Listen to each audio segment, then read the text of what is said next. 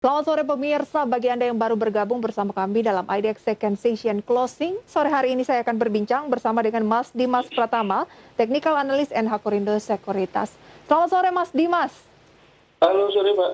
Terima kasih banyak waktunya sore hari ini, sehat ya? Sehat ya. Mas Dimas, indeks harga saham gabungan kita ini tergolong sehat nggak? Koreksinya turun lagi ke 5.900-an setelah kemarin juga anjlok lebih dari 1%. Tapi yang menarik adalah asing masih melakukan pembelian baik itu di regular market maupun juga secara all market. Bagaimana Anda menanggapi hal tersebut? Ya, kalau kita lihat memang selama 2 minggu terakhir, indeks harga saham gabungan memang sebenarnya flat ya Mbak. Antara 5.950 sampai dengan 6.130. Nah, kalau kita tahu sentimen 2 hari yang terakhir yang terjadi ini adalah satu, proyeksi pemerintah yang menurunkan untuk pertumbuhan ekonomi, itu juga jadi sentimen positif di tengah ini meningkatnya kasus COVID. Dan kedua, investor juga masih wait and see terkait dengan menunggu Sebentar Mas Dimas, tadi Mas Dimas katakan proyeksi pemerintah turunkan target pertumbuhan ekonomi. Iya. Jadi sentimen negatif ya? Itu jadi sentimen negatif juga. Oke. Terus yang kedua, dari luar dari The Fed ini investor masih menantikan untuk data ini ya, untuk hasil rapat FOMC, apakah mereka akan menaikkan tingkat suku bunga atau tapering off. Nah, ini digantikan oleh pelaku pasar.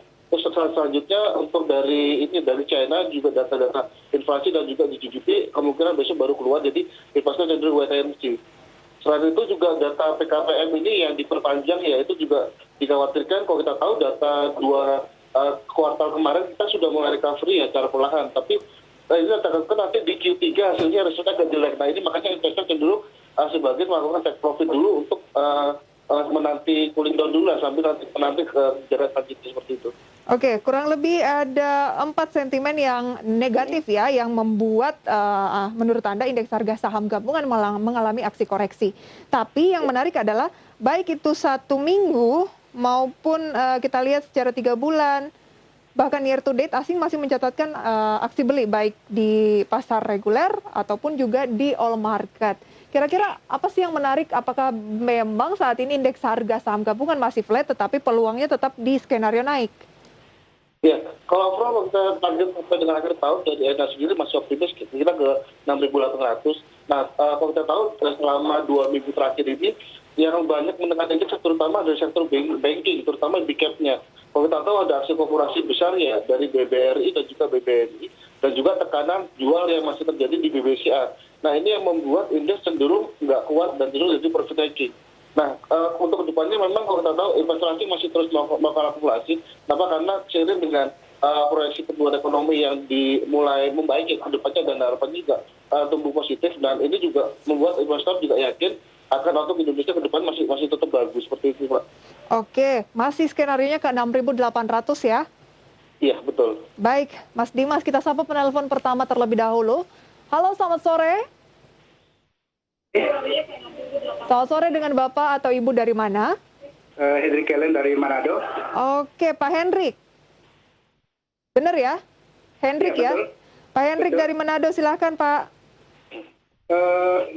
Selamat sore Pak Dimas. Sore, Pak.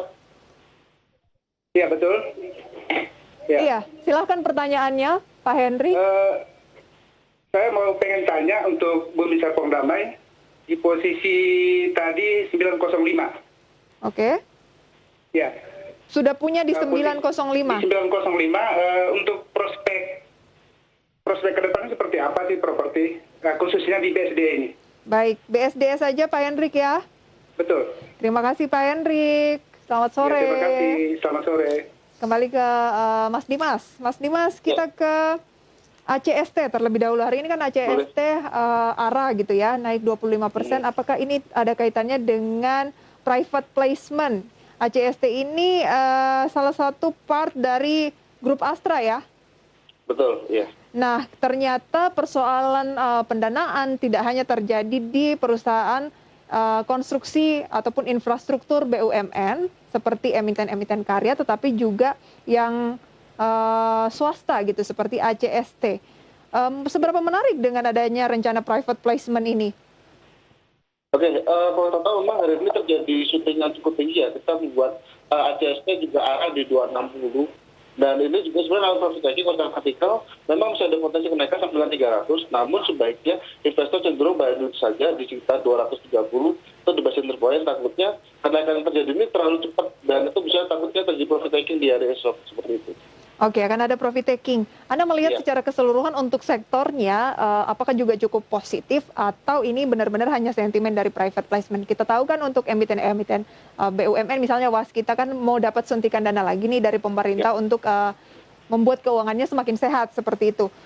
Anda sarankan tidak untuk ke emiten konstruksi trading kondisi saat ini? Oke, kalau untuk konstruksi overall dan secara keseluruhan memang budget untuk pembangunan proyek-proyek mereka cukup besar, jadi mereka butuh pendanaan. Nah, khusus untuk aset ini, kalau kita tahu memang terjadi syutingan yang terjadi karena sentimen mau revisi untuk placement tersebut. Nah, tapi kalau ke depannya overall nanti konstruksinya bakal secara sektoral ya, mungkin akan terjadi kenaikan di akhir kuartal 3, di mana kita harapkan dengan semakin proyek pemerintah sudah dananya sudah Terserap ya? Jadi itu ya terserap. Nah itu juga nantinya pasti juga akan mengebut proyek-proyek yang boleh dibilang selama ini agak terbengkalai, agak tertunda ya untuk proyeknya tersebut.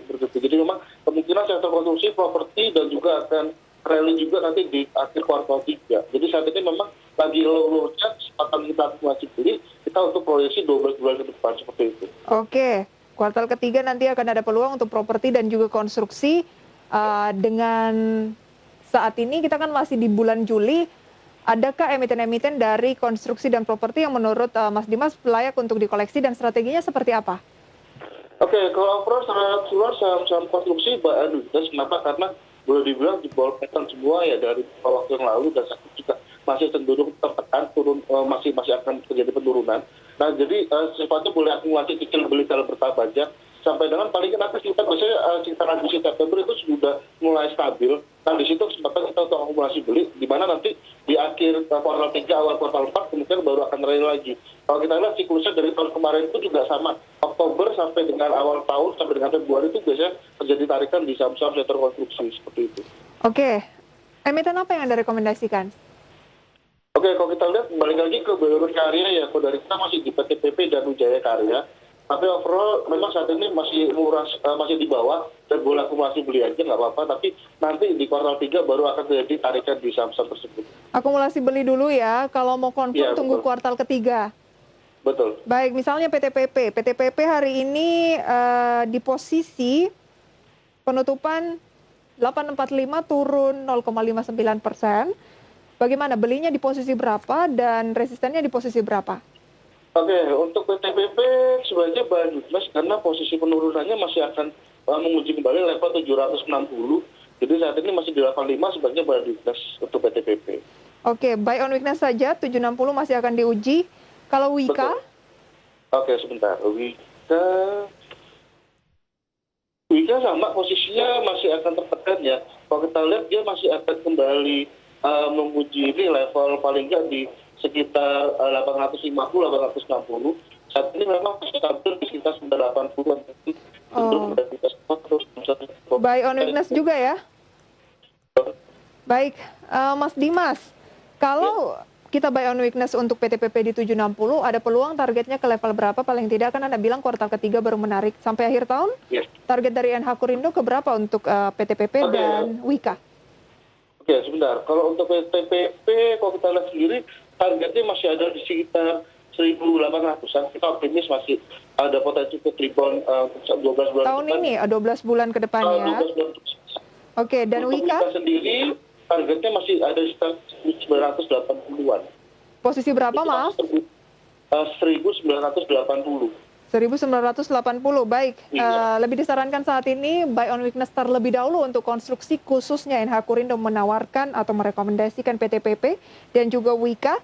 Buy on weakness PTPP 760 untuk 12 bulan ke depan masih ada target price 1.800. Wika buy on weakness 850-an, target price di 1.980. Baik, Anda juga menyampaikan bahwa selain konstruksi juga properti akan menarik di kuartal ketiga. Pak Henrik dari Manado menanyakan tadi untuk BSDE, punya di 905, prospeknya bagaimana? Oke, untuk BSDE sama cenderung saat ini memang masih konsolidasi dan cenderung masih akan terjadi penurunan ya. Dimana kalau kita tahu dia baru di posisi sekitar bulan Mei, akhir Mei kemarin dia terjadi jebol triangle, breakdown triangle, dan indikasinya dia masih akan menguji level di sekitar 900 atau 880. Jadi memang sedikit lagi karena hari ini memang masih di posisi di sekitar 910-an. Sebagai bulan weakness, nanti jika posisi sekitar 870, 880, ada potensi untuk rebound dulu jangka minor sekitar 950. 950 peluangnya, jadi kalau punya di 905 di hold saja. Di hold saja boleh, nggak apa-apa. Nanti ada ketika menyentuh 870, biasanya udah bottom, ada potensi rebound ke 950. Oke, tapi keputusan kembali ke Anda sebagai investor termasuk Pak Hendrik ya, masih ada peluang turun dulu ke 880 sampai 870. Kalau itu tidak jebol, ada peluang balik lagi ke posisi 950 ya. Cukup menarik tidak sih Mas Dimas dari 905 yang dimiliki oleh Pak Hendrik ke peluang 950? Harga saat ini memang juga cukup rendah ya Mbak. Jadi memang the best entry-nya di sekitar 870-an tersebut. Tapi kalau Bapak sudah punya di posisi 905 nggak ada masalah Pak. Kalau misalnya ada dana lebih, mungkin bisa nambah lagi ketika dia turun di bawah 900. Nah itu diulang aja nggak apa karena target terdekat dia akan tersiun dulu ke 950. Oke, itu dia ya rekomendasinya untuk pertanyaan dari Pak Hendrik mengenai BSDE. Apakah memang BSDE yang Anda unggulkan dari sektor properti? CTRA Mbak, untuk sektor properti. Nah CTRA sendiri sebenarnya sama. Posisinya saat ini juga masih cenderung mayoritas ya. Overall untuk sektor properti juga masih mayoritas dari kita. Kalau kita lihat secara fundamental untuk CTRA itu ada di sekitar sebentar. CTRA itu di berapa ya? Saya lupa sebentar. Secara teknikal ya, teknikalnya CTRA memang masih akan potensi, dia masih akan sideways dulu ya, di range antara 850 sampai dengan 1000. Jadi memang cenderung buy on weakness untuk saat ini. 850 sampai dengan 1000 buy on weakness dulu, targetnya ke posisi berapa? Di 1000. Setelah menyentuh 850, 860 dia ada potensi swing ke 1000. Oke, 850, 860 peluangnya ke 1000. Ini jangka waktu berapa lama? Dan kalau kita lihat pada historical dia biasanya 1 minggu naik, 1 minggu turun ya. Jadi ada potensi Mingguan ya? penurunan sudah mulai terjadi. Kemungkinan nanti Kamis atau Jumat sudah akan terjadi tarikan. Oke, jangka pendek ya? Jangka pendek dulu. Berarti tampaknya volatilitas dari properti lebih menarik daripada konstruksi ya? Karena kalau konstruksi tadi lebih agak panjang, 12 bulan. Betul. Oke. Kalau CTRA sendiri, kalau untuk jangka panjang sampai 12 bulan ke depan, target kita masih di sekitar 13-20-an. Baik, 13-20 untuk CTRA.